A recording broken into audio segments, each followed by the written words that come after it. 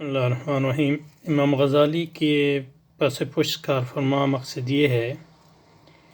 کہ عقل کے خود مکتفی اور رہنمائے واحد کے نظریے کے بودے پن کو ثابت کیا جائے، اور یہی آپ کی فکر کا نہایت اہم نقطہ ہے، اور اس پر ہم پہلے بھی بات کر چکے ہیں۔ کچھ اور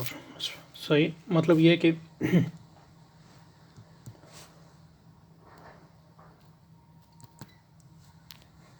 عقل کے خود مکتفی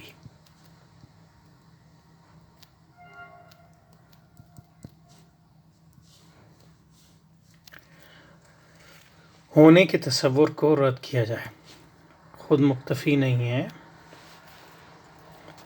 تو اس سے ہم یہ رد نہیں کرتے کہ عقل جو ہے ضروری نہیں، ضروری ہے، وہ تو اللہ کی نعمت ہے۔ جیسا کہ امام غزالی رحمۃ اللہ علیہ نے احیاء میں فرمایا کہ وہی جو ہے وہ عقل ہے خارج سے، یعنی خدا تعالیٰ کی، اور عقل ہے وہی داخل سے، لیکن یہ کیونکہ داخل سے ہے تو اس میں ہماری جو انفرادی کمیاں کوتاہیاں ہیں وہ در آتی ہیں، تو اس لحاظ سے یہ خود مکتفی نہیں ہو سکتی، جس طرح کہ وہی جو ہے خود مکتفی ہے۔ تو مثلا یہ ہے کہ تو فلسفی جو ہے، جو عقل ہے، یہ عقل کی جو استدلال ہے اس کو دو حصوں میں تقسیم کرتے ہیں: نیسیسری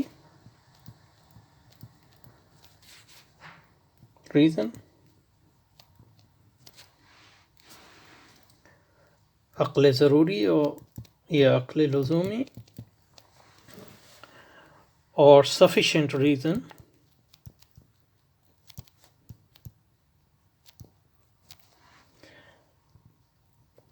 عقل خود مکتفی۔ اور بنیادی طور پہ جس چیز کا ہم رد کرتے ہیں وہ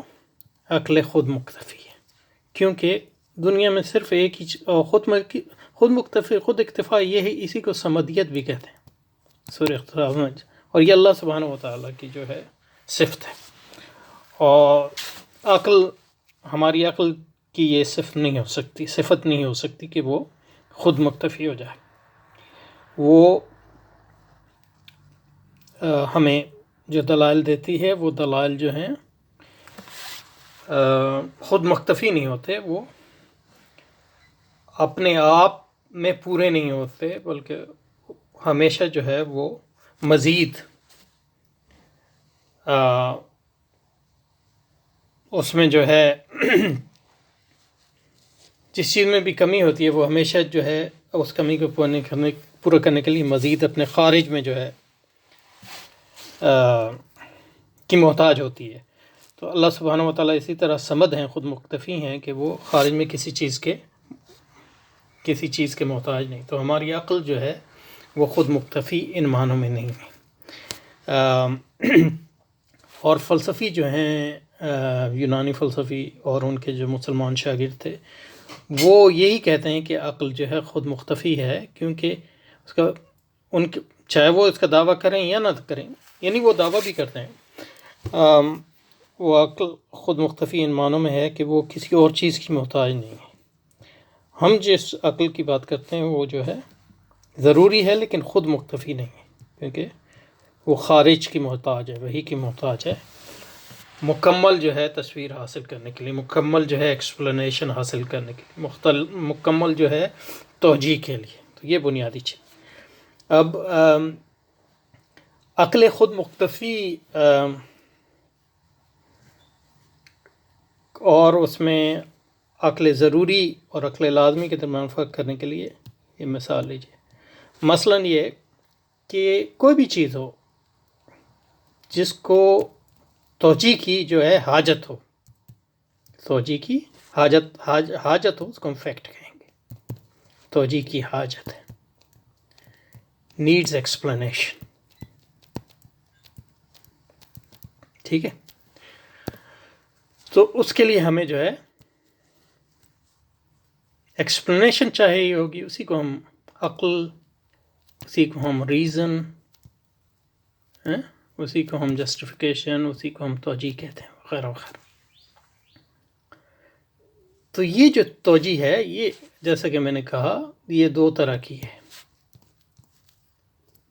ضروری،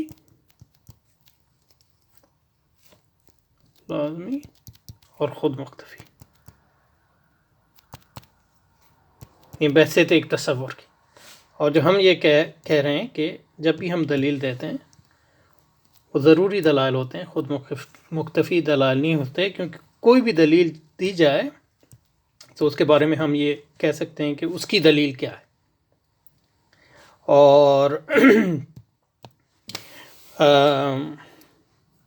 اور یہ سلسلہ کبھی یعنی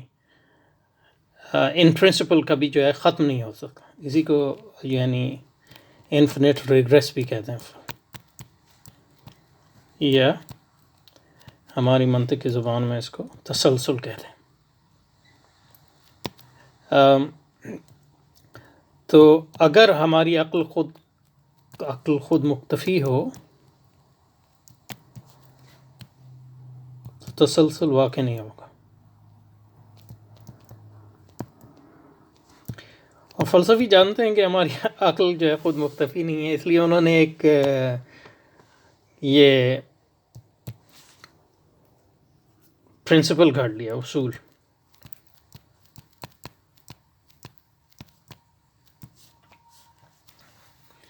یعنی وہ کیا ہے کہ مطلب یہ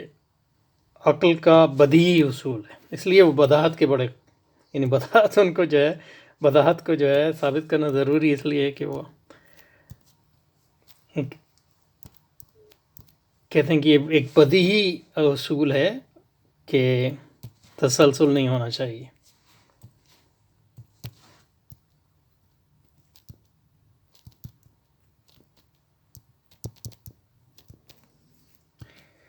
لیکن یہ کہ مطلب یہ کہ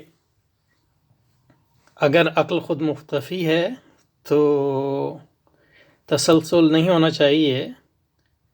کے بارے میں ہم یہ نہ کہہ سکیں کہ کیوں. لیکن ہم کہہ سکتے ہیں کہ کیوں، یعنی this is not a strange question. مطلب یہ کہ آپ نے اپنا ایک نارمیٹیو ہو گیا، مطلب ایک اصول بنا لیا کہ تسلسل نہیں ہونا چاہیے، لیکن یہ کوئی عقل کا تقاضا نہیں. عقل کا تقاضا یہ کہ آپ چلتے جائیں جب تک جو ہے فطری طور پہ ایسی دلیل نہ ہو جائے جہاں آپ کا فطری طور پہ اگلا سوال جو ہے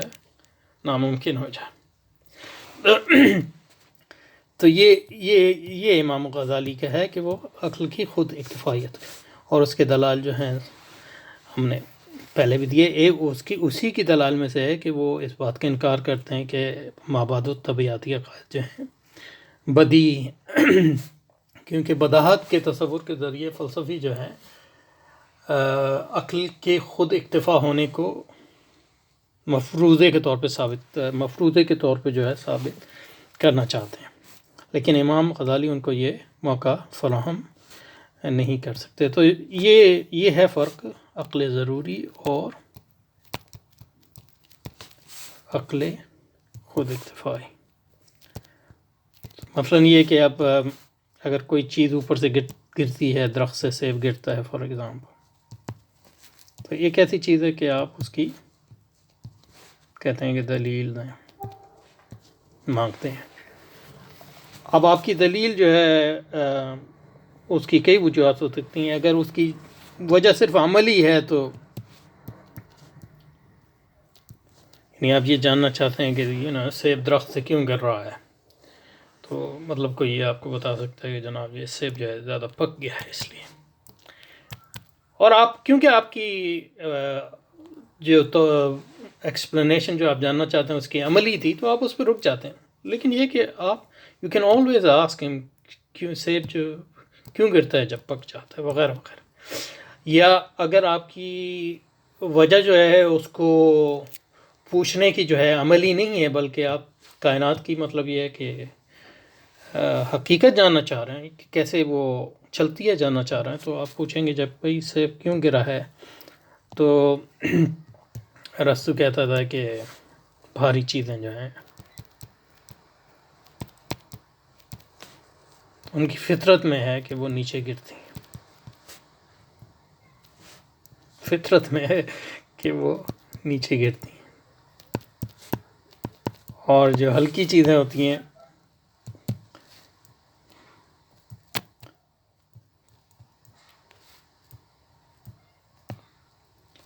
ان کی فطرت میں ہے کہ وہ اوپر جاتی ہیں۔ ظاہر ہے یہ کوئی ایکسپلینیشن تو نہیں ہے، کیونکہ ہلکی اور بھاری چیز جو ہے وہی اس کے آپ نے مختلف نام دے دیے جس چیز کے بارے میں ہم آپ سے پوچھ رہے ہیں، لیکن یہ مطلب یہ کہ ہزاروں سال تک لوگ جو ہے یعنی جو فلسفی تھے اس کو بڑی اچھی دلیل ثابت کرنے کی یعنی سمجھتے تھے، لیکن اس کو اچھی دلیل ثابت نہ کریں یا کریں، لیکن پھر بھی ہم ہمیشہ یہ سوال جو ہے کر سکتے ہیں کہ بھاری چیزیں، ہم نے اس سے پوچھا بھائی سیب کیوں نہیں چاہا، تو اس سے بھاری چیزیں اور بھاری چیز نیچے کی طرف جاتی ہیں، تو آپ ہمیشہ اس سے یہ اگلا سوال کر سکتے ہیں کہ بھاری چیزیں کیوں، تو وہ کہے گا جی ان کی فطرت میں ہے، بھاری چیزوں کی فطرت میں ہے، تو آپ یعنی اگر یہ چیکی تو آپ یہ کہہ سکتے ہیں کہ جناب فطرت میں کیوں ہے، اس کا کیا تو ان پرنسپل یہ اصولاً can always go keep going, یعنی ایک سوال، تو اسی کو تسلسل کہتے ہیں، تو اس کا مطلب یہ ہے کہ جب آپ سوال کہتے ہیں اس کا مطلب بھاری چیز ایک ریزن تو ہے، ایک دلیل تو ہے وہ، لیکن دلیل خود مکتفی نہیں ہے، وہ دلیل ضروری ہے۔ یا پھر ارسطو نے اگر ارسطو کا نظریہ رد ہو گیا اور پھر نیوٹن آیا تو اس نے کہا کہ جناب سیب اس لیے گرتا ہے کہ چیز ہے جس کو کہتے ہیں قانون تجاذب، اور اس قانون تجاذب کا یہ تقاضا ہے کہ سیب جو ہے نیچے کی طرف گرے اوپر کی طرف، لیکن آپ یعنی سائنسی طور پہ کیونکہ اس کی زیادہ تر جو ہے اس کی حیثیت عملی ہے تو آپ اس پہ رک جاتے ہیں، لیکن یہ قانون تجاذب جو ہے ایک ضروری دلیل تو ہے، خود مکتفی دلیل نہیں۔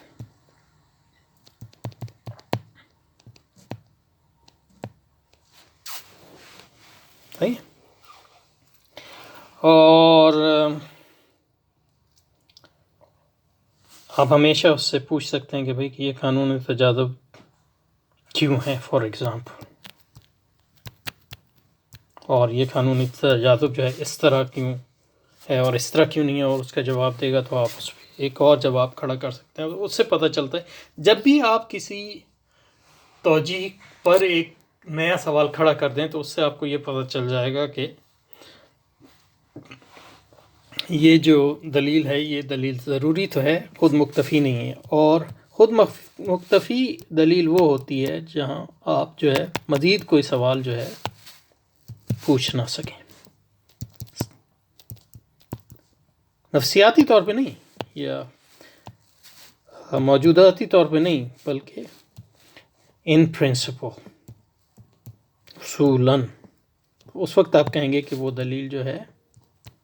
خود مکتفی ہے، اور خود مکتفی دلیل کے لیے آپ کو عقل خود مکتفی کی ضرورت ہے، اور جب ہم نے ثابت کر دیا کہ عقل خود مکتفی نہیں ہے تو اس سے یہ بھی ثابت ہو گیا کہ جو آپ کا یہ دعویٰ ہے کہ آپ کی کائنات کی حقیقت میں عقل محض کی بنیاد پر جان سکتے ہیں، اس کو بھی ہم نے رد کر دیا۔ اور جیسا کہ ہم نے پچھلی بار کہا، فلسفی کے یہاں دو طریقے ہیں اس چیز کو جو ہے اوائڈ کرنے کے۔ ایک تو یہ ہے کہ وہ کہتے ہیں بدیہی چیزیں ہیں، اور بدیہی چیزیں جو ہیں بائی ڈیفینیشن وہ چیزیں ہیں جن کے لیے اور کوئی دلیل نہیں چاہیے، کیونکہ وہ آپ اپنی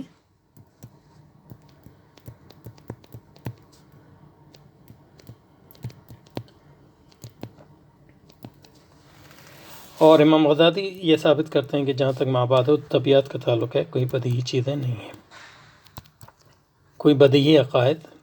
بدیہی مابعد طبیعتی عقائد نہیں ہیں، اور اس کے لیے جو بنیادی دلیل دیتے ہیں وہ یہ ہے کہ اگر وہ بدیہی ہوتے تو اس پہ اختلاف نہ ہوتا، اور دوسرا یہ ہے کہ آپ کچھ چیزوں کو بدیہی سمجھتے ہیں لیکن ہم کسی اس کے بالکل مخالف چیزوں کو بدیہی سمجھ سکتے ہیں، یہ ایک۔ اور دوسرا جو ہم نے کہا کہ بدیہی تصورات جو ہیں وہ وقتی ہوتے ہیں، یعنی ہمارے زمان و مکان سے ڈٹرمن ہوتے ہیں، اور وقت کے ساتھ ساتھ ہم کس چیز کو بدیہی سمجھتے ہیں اور کس چیز کو بدیہی نہیں سمجھتے ہیں یہ بدل جاتا ہے۔ اور یہ ایک طریقہ ہے جو ارسطو کے ہیں۔ دوسرا طریقہ جو افلاطون کے ہاں ہے زیادہ، اس کو کہتے ہیں انٹیوشن، اور اس کی طرف ہم آئیں گے۔ اور انٹیوشن جو ہے اس کو عربی زبان میں وجدان کہتے ہیں، اور انٹیوشن کا مطلب ہے، لیٹن زبان کا لفظ ہے ٹو انٹیوٹ، انٹیوٹ کرنے کا مطلب ہے ٹو سی، دیکھنا۔ اور اس کا بنیادی جو ہے نظریہ ان کا یہ ہے کہ جس طرح ہماری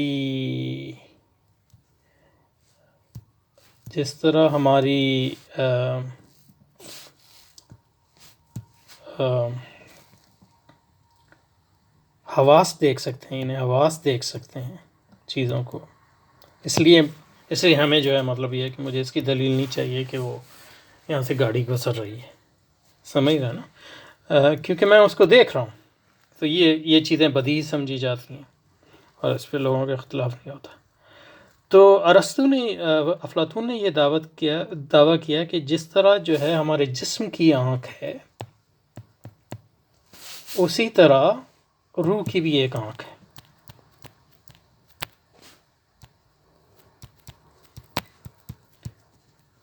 اور روح کی آنکھ جو ہے، جس طرح ہماری جسم کی آنکھ جو ہے محسوس چیزوں کو دیکھتی ہے، جو چیزیں مطلب محسوس کی جا سکتی ہیں، مادی چیزیں، اس طرح ہماری روح کی جو آنکھ ہے وہ مدرکات کو دیکھتی ہے، وہ ان چیزوں کو دیکھتی ہے جن کا تعلق عقل سے۔ تو افلاطون نے یہ دعویٰ کیا کہ چیزیں تو بدیہی نہیں ہیں ان معنوں میں کہ وہ اپنی دلیل آپ ہیں، بلکہ وہ چیزیں بدیہی ان معنوں میں کہ اب اپنے عقل کی آنکھ اگر اس کو صحیح طور پر ٹرین کریں تو اس سے ہم دیکھ سکتے ہیں کہ جو مابعد طبیعت کی جو اولیات ہیں وہ عقل کی بنیاد پر عقل دیکھ سکتی ہے، اور جب عقل دیکھ سکتی ہے تو پھر اس کی دلیل، جس چیز کو آپ دیکھ رہے ہیں اس چیز کی دلیل کی جو ہے ضرورت نہیں۔ اور اس کو رد کرنے کے کئی طریقے ہیں، لیکن مطلب یہ کہ جدید فلسفے نے جو ہے اس کو، پرانا جو ریشنلزم تھا اس کی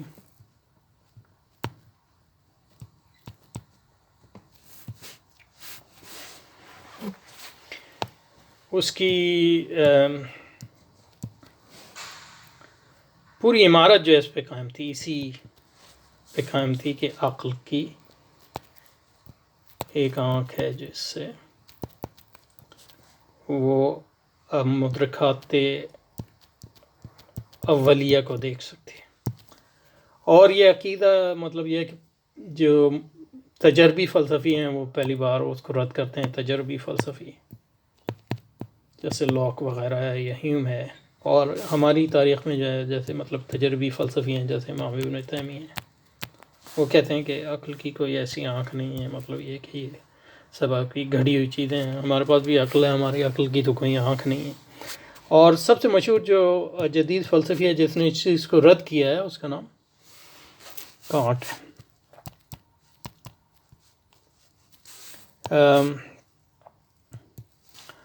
اور کانٹ نے یہ کہا کہ جو معلومات ہمیں حاصل ہوتی ہیں وہ حواس سے حاصل ہوتی ہیں، اور حواس میں سے جو ہے ایک ہماری آنکھ بھی ہے، اور عقل کے دو کام ہیں، اور بھی کئی کام ہیں لیکن دو بنیادی، ایک تصورات دینا، تو یہ جو ہے اس فنکشن کو وہ انڈرسٹینڈنگ کہتا ہے، اور دوسرا جو ہے ایکسپلینیشن دینا، توجیہ کرنا اور دلیل پیش کرنا۔ اور اس نے کہا کہ یہ دلیل جو ہے خود مکتفی نہیں ہو سکتی، کیونکہ اگر ہم سوال کرتے جائیں اور کبھی نہ رکیں تو ہم اپنے حواس کی حدود سے باہر چلے جائیں گے۔ مطلب یہ کہ جیسے ہم کہیں کہ خدا ہے مثلا، لیکن یہ کہ یہ ایک مدرکہ چیز ہے، اور ہماری جو عقل ہے اس کے دو ہی فنکشن ہیں، ایک تو تصورات اور دوسرا توجیہ بیان کرنا۔ اس کے بعد ٹو سی دیکھنے کی صلاحیت نہیں، اور اگر دیکھنے کی صلاحیت ہوتی تو پھر جو ہمارے پاس جو ہیں اختلافات ہیں مابعد طبیعتی امور پر، وہ نہیں ہوتے۔ تو امام غزالی بھی ان دونوں بنیادی بدیہی کو بھی انکار کرتے ہیں، اور اس چیز کا بھی انکار کرتے ہیں کہ عقل کی ایک آنکھ ہے جس نے جو ہے اس کے ذریعے آپ دیکھ سکتے ہیں۔ اگر روح کی آنکھ ہے بھی تو وہ اگر وہی نہیں ہے تو اس میں ہمیشہ جو ہے اس بات کا دخل رہتا ہے کہ خارجی چیزیں جو ہیں اور ہماری داخلی چیزیں جو ہیں اس میں جو ہے در آئیں، اور کبھی ہم نہیں کہہ سکتے دو آدمی اس پہ اتفاق اس طرح نہیں کر سکتے جس طرح ہمارا اتفاق ہوتا ہے حواس کی آنکھ سے جو ہم چیزیں دیکھتے ہیں۔ اس سے یہ ثابت ہوتا ہے کہ مطلب یہ ہے کہ عقل جو ہے خود مکتفی نہیں ہے۔ اس کا انکار نہیں کرتے کہ آپ دلیل دے سکتے ہیں، لیکن اس کا انکار کرتے ہیں کہ وہ دلیل جو ہے خود مکتفی ہے، اور جب وہ خود مکتفی نہیں ہے تو دو عاقل جو ہیں ایک ہی چیز کے بارے میں دو رائے رکھ سکتے ہیں، اور یہی بنیادی وجہ ہے ایمانیات میں اور مابعد طبیعت میں اختلاف کا۔ تو اس کو پڑھ لیتے ہیں۔ میں نے اس کا ایک پوری تشریح جو ہے اس پورے پیراگراف کی میرے خیال میں جو ہے آپ کو پیش کر دی ہے، تو اب اس کو جو پڑھ لیتے ہیں اس کے بعد رک جائیں گے۔ امام غزالی کے پس پشت پر کارفرما مقاصد مقصد یہ ہے کہ عقل کے خود مکتفی ہونے کے اور رہنمائے واحد اور رہنمائے اخیر ہونے کے نظریے کے بودے پن کو ثابت کیا جائے، اور یہی آپ کی فکر کا نہایت اہم نقطہ ہے۔ تو اس پہ اب رک جاتے ہیں، اور اس کے بعد جو ہے یہ یاد رکھیے گا جو میں نے ایکسپلینیشن دی ہے۔ مابعد و طبیعت عقائد سے متعلق بیانات اپنی نوعیت میں ترکیب ہوتے ہیں، تو یہ اگلی بار سے انشاءاللہ کریں گے۔